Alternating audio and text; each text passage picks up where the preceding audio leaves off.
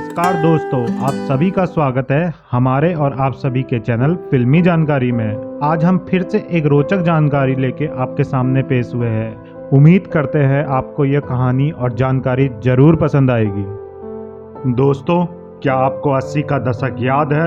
अगर हाँ, तो 80 के दशक का एक महान हास्य कलाकार भी जरूर याद होगा। उस दौर में लगभग 90% फिल्मों में वही हास्य कलाकार देखने को मिलता था। जी हाँ, वो और कोई नहीं, उनका नाम है जॉनी लीवर। उनकी हास्य अदाकारी इतनी गजब की थी कि लोग अक्सर फिल्म देखने तो हीरो की वजह से जाते, लेकिन लोगों के दिल में अपनी फिल्मों की वजह से राज करता था जॉनी लीवर। क्या आपको पता है कि ये महान कलाकार के साथ ऐसा क्या हुआ था जो अचानक से इन्हें काम मिलना बंद हो गया और यह कलाकार कैसे गुमनामी में चला गया? आखिरकार किन लोगों की साजिश के शिकार हुए थे जॉनी लीवर? तो चलिए हम आपको बताते हैं कि कैसे एक साधारण सा लड़का जॉनी लीवर बन गया, कैसे इनका करियर बर्बाद हुआ। सब बताएंगे हम, बने रहिएगा हमारे साथ। जॉनी लीवर की कहानी जरूर ही आप लोगों को हैरान करके रख देगी। जॉनी लीवर का जन्म आंध्रा के एक ईसाई परिवार में हुआ था, लेकिन माता पिता बाद में मुंबई के धारावी में रहने लगे। दादा चर्च के पुजारी थे और उन्होंने जॉनी के जन्म से पहले ही कह दिया था यदि लड़का हुआ तो उसका नाम रखा जाएगा जॉन। बस दादा के आदेश पर उनका नाम जॉन राव रख दिया गया। जॉन राव से जॉनी लीवर बनने का किस्सा भी बहुत ही मजेदार है। जॉनी का बचपन बहुत ही गरीबी से बीता था। पिता एक छोटी सी नौकरी करते थे हिंदुस्तान लीवर में। पिता की शराब पीने की आदत की वजह से नौकरी का सारा पैसा शराब में ही चला जाता।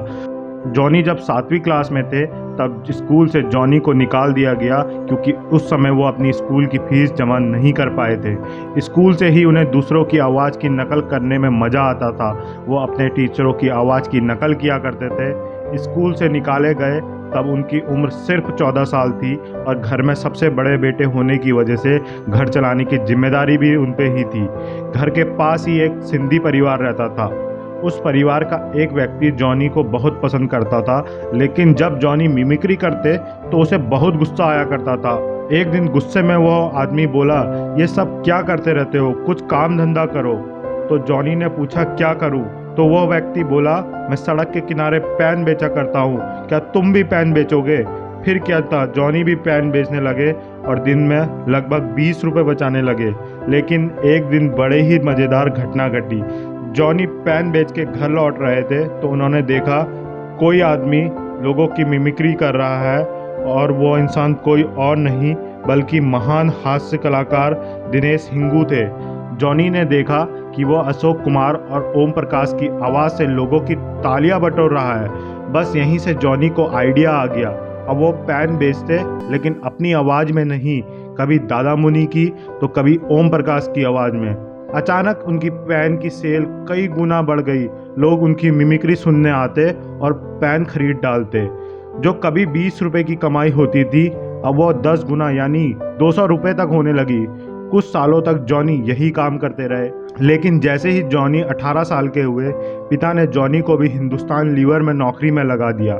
पिता जॉनी की मिमिक्री को पसंद नहीं करते थे और उनको यह सब करने के लिए भी मना करते, लेकिन जॉनी पिता से छिप छिपा के कंपनी के प्रोग्राम में जाते और स्टेज पे जाके अपनी अदाकारी और आवाज़ निकालने की कला से लोगों का मनोरंजन करते। एक बार हिंदुस्तान लीवर का एक आला अधिकारी जॉनी का स्टेज शो देख रहा था। वो इनकी परफॉर्मेंस से इतना खुश हुआ कि वह स्टेज पर पहुंचा और सबको बोला, आज से यह जॉनी राव नहीं, इसका नाम है जॉनी लीवर। बस उसी दिन से जॉनी राव बन गया जॉनी लीवर। अब जॉनी का सफ़र फिल्मी पर्दे पर कैसे शुरू हुआ, ये दिलचस्प किस्सा आपको बताते हैं।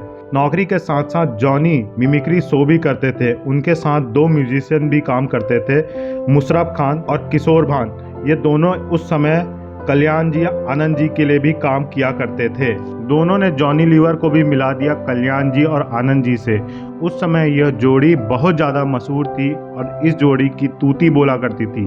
बस यहीं से जॉनी की ज़िंदगी बदल गई। 1980 की बात है। एक दिन जॉनी लीवर आनंद जी कल्याण जी के ऑफिस में कैरम खेल रहे थे। साउथ का एक प्रोड्यूसर आनंद जी कल्याण जी से मिलने आया। तब कल्याण जी आनंद जी को पता चला कि उस प्रोड्यूसर को एक छोटे से रोल के लिए कॉमेडियन की ज़रूरत है, तो उन्होंने कह दिया, ये है ना कॉमेडियन, इसे ले जाओ। ये इशारा था जॉनी लीवर की तरफ। अगले दिन ही जॉनी प्रोड्यूसर के साथ पहुंच गए चेन्नई और फिल्म की शूटिंग पूरी हुई। 1981 में आई वह फिल्म थी ये रिश्ता ना टूटे। इसी फिल्म से जॉनी का फिल्मी करियर शुरू हुआ। अगले साल ही उन्हें दर्द का रिश्ता भी मिल गई। काम तो मिला लेकिन पहचान नहीं। फिर आई 1986 में लव 86। गोविंदा के साथ उत्तम नाम का एक किरदार किया और लोगों के बीच पहचान भी मिल गई। यहीं से अगली फिल्म मिली जलवा, जिसमें इनका मुथु का किरदार लोगों को भी भा गया। इसके बाद हीरो हीरालाल का कांस्टेबल और तेजाब का मुन्ना का दोस्त के किरदार ने तो इनको अलग ही पहचान दिला दी। 1989 में चालबाज में तांत्रिक का रोल मिला, जिसने लोगों को हंसने के लिए मजबूर कर दिया। लेकिन वो किरदार अभी भी बाकी था जिसके लिए लोग आज भी इन्हें याद करते हैं। अब्बास मस्तान शाहरुख खान और काजोल के साथ फिल्म बना रहे थे और उनको ज़रूरत थी एक नौकर के किरदार की जो बात बात पे भूल जाया करता था। इस किरदार के लिए जॉनी को फाइनल किया गया। 1993 में आई बाजीगर और किरदार मिला बाबूलाल का। इस किरदार ने एक बार फिर अपना जादू चला दिया और लोगों के दिल में अपने जगह बना डाली। 90 के दशक में बाजीगर के बाद जॉनी सबसे बड़े कॉमेडियन बन के उभरने लगे। जॉनी को हर साल 8 से 10 फिल्में मिलने लगी। 90 का वो दौर गोविंदा और जॉनी की जोड़ी पूरे बॉलीवुड पे छा चुकी थी।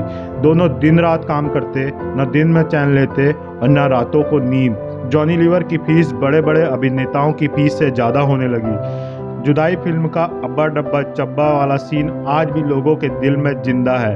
अपनी कला के दम पे इज्जत, शोहरत, घर, गाड़ी, पैसा सब हासिल कर लिया जॉनी ने। लेकिन अचानक साल 2000 में वो फिल्मी पर्दे से गायब होने लगे। जिस अभिनेता के बिना फिल्म अधूरी सी लगने लगी थी, अब वो एक आध ही फिल्मों में नजर आने लगा। क्या आप लोग जानते हैं इसकी वजह क्या थी? अगर नहीं तो चलिए हम बताते हैं। 1984 में जॉनी ने एक लड़की से शादी की जिसका नाम था सुजाता और जॉनी के 2 बच्चे जिमी और जैजी थे। साल 2000 में बेटे की गर्दन पे एक गांठ उभर कर आने लगी। जांच पर पता चला कि यह कैंसर है। जॉनी के परिवार को मानो जैसे किसी की नज़र लग गई हो। डॉक्टरों ने बताया कि ऑपरेशन करना पड़ेगा और जैसे ही ऑपरेशन चालू हुआ और चीरा लगाया गया तो मालूम चला कि गांठ नसों के बीच में फंसी हुई है। डॉक्टरों ने ऑपरेशन के लिए मना कर दिया और जॉनी को बताया कि इसमें जान जाने का जोखिम भी बना हुआ है या फिर ज़िंदगी भर अपाहिज भी हो सकता है उनका बेटा। और डॉक्टरों द्वारा यह भी बोल दिया गया, आपका बेटा कुछ ही दिनों का मेहमान है। फिर क्या था, जॉनी टूट गए। बेटे की इस गम से नशे की आदत भी बन गई और फिल्मों से भी दूरी बना ली। फिल्म डायरेक्टर को सभी फिल्मों के लिए मना करते रहे। बेटे की यह हालत देख के 2 सालों तक रोते रहे जॉनी।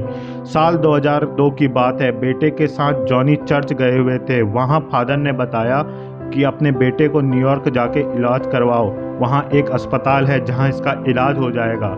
तुम्हारे बेटे को गॉड की ब्लेसिंग मिलेगी और वह ठीक हो जाएगा। जॉनी सिर्फ गॉड के भरोसे ही बैठे थे। वो अपने बेटे को लेकर न्यूयॉर्क उसी अस्पताल में गए जहां फादर ने बताया था। 10 दिन में ही ऑपरेशन किया गया और चमत्कार भी हुआ कि बेटे की गांठ निकाल दी गई। जॉनी सब भूल के बेटे के ठीक होने की खुशी में चर्च में सेवा करने लगे और धार्मिक कामों में लग गए। सालों तक एक्टिंग छोड़ के जॉनी देश विदेश में बाइबल के उपदेशों को लोगों के बीच पहुंचाने लगे। कुछ सालों बाद उन्होंने वापसी की कोशिश की लेकिन उनको साजिश ले डूबी। जॉनी ने वापसी की तो डायरेक्टर फिर उनके पास आने लगे और गोलमाल, ऑल द बेस्ट जैसी फिल्में भी मिल गई। जॉनी ने एक बार फिर अपना जलवा बिखेरना शुरू किया, लेकिन कुछ बड़े स्टार्स को यह बात हजम नहीं हो रही थी। वह डरने लगे कहीं जॉनी उनका पत्ता ना साफ कर दे। वह फिल्म मेकर्स को दबाव डालते और उनके डायलॉग खुद ले लेते और फिल्मों से उनके सीन भी एडिट करवाने लगे। इन वजहों से धीरे धीरे काम मिलना कम हो गया। फिर वह थोड़ा काम मिलना भी बंद हो गया। इस वजह से जॉनी साजिश का शिकार हो गए और फिल्मी दुनिया से बाहर हो गए। जॉनी लीवर आजकल स्टेज शो के जरिए अपने चाहने वालों का मनोरंजन करते हैं। वो अपने परिवार के साथ मुंबई में रहते हैं। जॉनी को कभी कभार कोई फिल्म भी मिल जाती है। बदकिस्मती और साजिश इस होनहार कलाकार को ले डूबी। दोस्तों, आपको जॉनी लीवर कैसे लगते थे? उनका कौन सा किरदार या फिल्म आपको याद है? आप हमें कमेंट बॉक्स में ज़रूर बताइएगा। और ऐसी ही रोचक जानकारी जानने के लिए आप हमारे चैनल फिल्मी जानकारी को सब्सक्राइब भी कर सकते हैं। बस बेल आइकन दबाना मत भूलिएगा। धन्यवाद।